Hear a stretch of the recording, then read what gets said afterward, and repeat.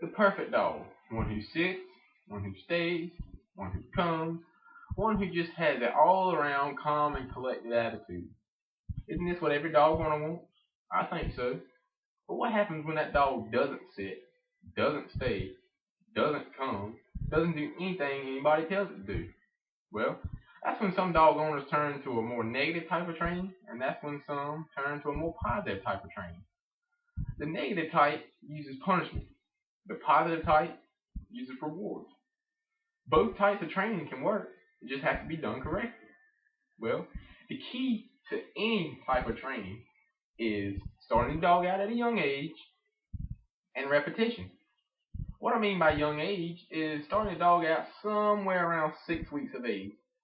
This is the time when the dog is getting weaned from the mother, and you, the owner, are the new master or the new mother or father figure for that puppy. So that puppy is going to want to do anything that makes you happy.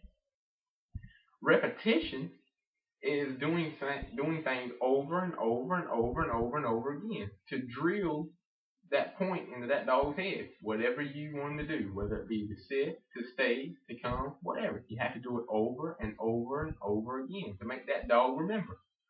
Well, all types of training basically come into two categories: positive reinforcement training and negative reinforcement training. Positive reinforcement is the more rewarding type of training. This can cause an unbreakable bond between you, the owner, and the animal. Well, positive reinforcement training uses treats, praise, and playtime. Well, treats, they work, but there is a downfall. When that dog sits, stays, comes, whatever you want to do, you give the dog a treat.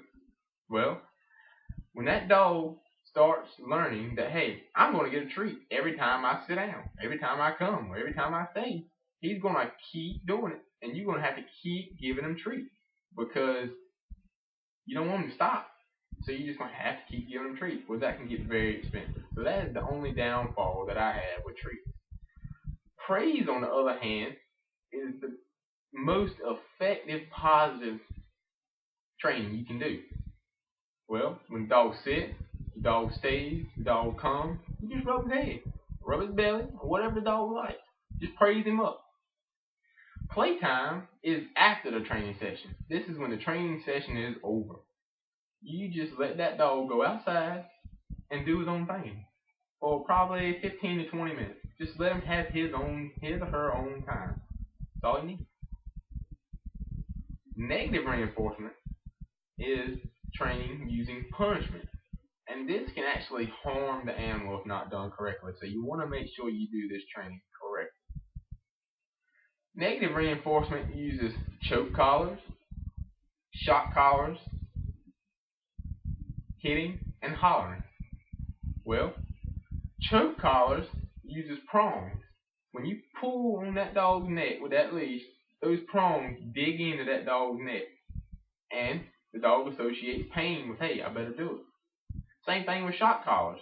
When you tell that dog to sit, stay, come, whatever you desire, if it doesn't do it, you shock it. Well, once again, that dog is going to associate pain with, hey, I better do what he's telling me to do. So, hollering and hitting are basically the same thing. If you holler and hit that dog, the dog is going to associate, hey, I'm going to get hit if I don't do what I'm supposed to do. Or, hey, I'm going to get hollered at. Well, these things can have a very negative effect on the dog. That's why it's called negative reinforcement. This can leave a very scarring mentally on the dog, and it can have a very scarring effect on the dog physically too, with the prongs in the neck and the shocking. The shocking won't hurt the dog if done efficiently, not too much. All right. Well, negative reinforcement is what it is. It works. I don't agree with it, but it does work.